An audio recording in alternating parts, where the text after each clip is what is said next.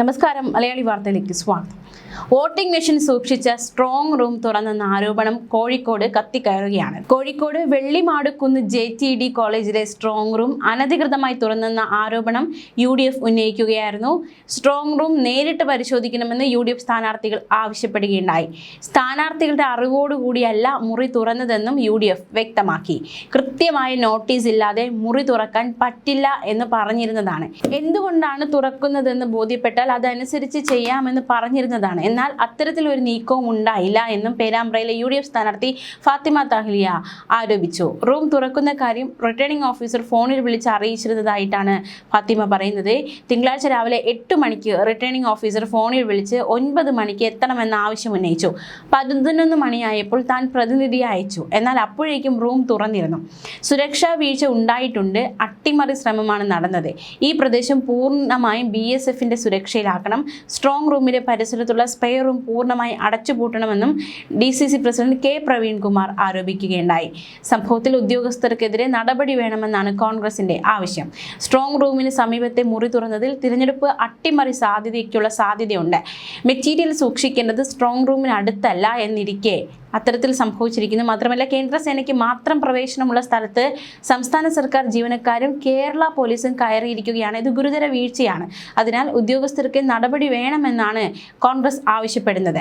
പക്ഷേ ആരോപണം തിരഞ്ഞെടുപ്പ് ചുമതലയുള്ള ഡെപ്യൂട്ടി കളക്ടർ തള്ളി. സ്ട്രോങ് റൂം തുറന്നെന്ന വാർത്ത തെറ്റാണെന്ന് പേരാമ്പ്ര റിട്ടേണിംഗ് ഓഫീസർ വ്യക്തമാക്കി.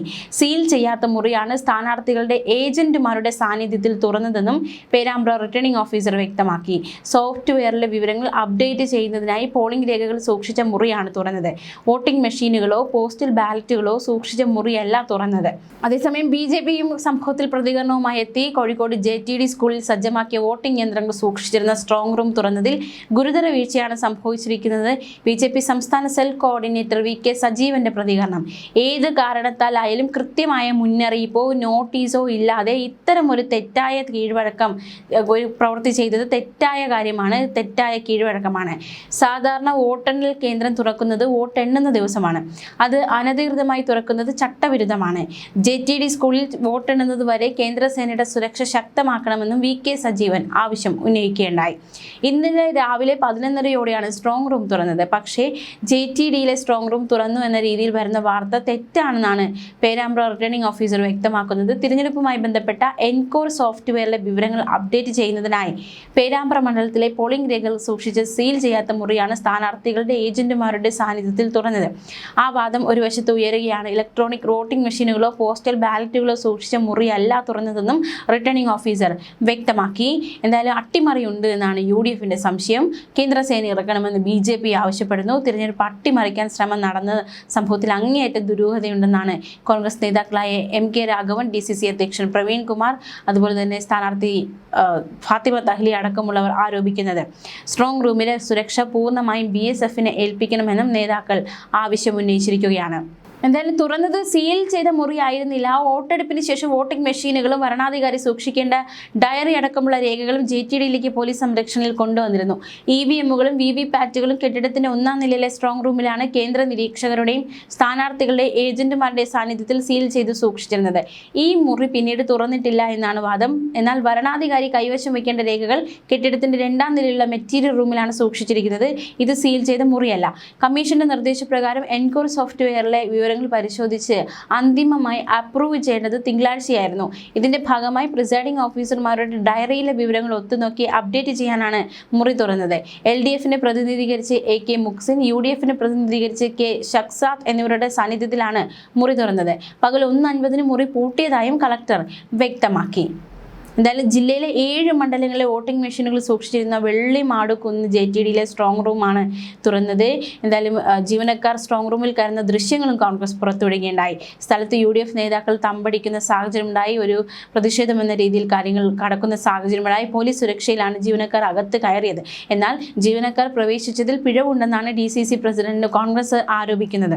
അതേസമയം സംഭവത്തിൽ സമഗ്ര അന്വേഷണം നടത്തണമെന്ന് AICC general secretary KC Venugopal MP ആവശ്യപ്പെട്ടു. എൻകോർ സോഫ്റ്റ്വെയറിലെ വിവരങ്ങൾ അപ്ഡേറ്റ് ചെയ്യാനാണെന്ന ഉദ്യോഗസ്ഥരുടെ വിശദീകരണം വിശ്വസനീയമല്ല. തിരഞ്ഞെടുപ്പ് രേഖകൾ സൂക്ഷിച്ച മുറി തുറക്കാനുള്ള എന്ത് അടിയന്തര സാഹചര്യമാണ് ഉണ്ടായത്? അസാധാരണമായ ഉദ്യോഗസ്ഥരുടെ നടപടി സംശയാസ്പദമാണ്. പൂർണ്ണമായും കേന്ദ്രസേനയുടെ സുരക്ഷാ നിയന്ത്രണത്തിലുള്ള സ്ഥലത്താണ് സംസ്ഥാന സർക്കാർ ഉദ്യോഗസ്ഥർ കേരള പോലീസ് പ്രവേശിച്ചത്. സ്ട്രോങ് റൂമിന് കർശന സുരക്ഷ ഒരുക്കണമെന്ന വ്യവസ്ഥയിൽ ഉണ്ടായ ഗുരുതര വീഴ്ച കൂടിയാണിത്. ഇതിന് നേതൃത്വം നൽകിയ റിട്ടേണിംഗ് ഓഫീസറെ അടിയന്തരമായി പുറത്താക്കണം. തിരഞ്ഞെടുപ്പ് അട്ടിമറിക്കാനുള്ള ബോധപൂർവമായ ശ്രമത്തിന്റെ ഭാഗമാണോ ഇതെന്ന് സംശയിക്കണം. LDFന് ജനവിധി തിരിച്ചടിയാകുമെന്ന് കണ്ട് കൃത്രിമത്വം നടത്താനുള്ള സാധ്യത തള്ളിക്കളയാനാകില്ല.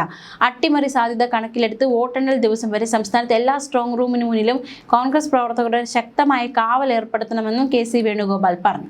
സ്ട്രോങ് റൂം രാവിലെ തുറക്കുമെന്ന് വിവരം അറിയിച്ച ശേഷം പേരാമ്പ്രയിലെ UDF സ്ഥാനാർത്ഥി എത്തുന്നതിന് മുൻപായി മുറി തുറന്നത് ദുരൂഹമാണ്.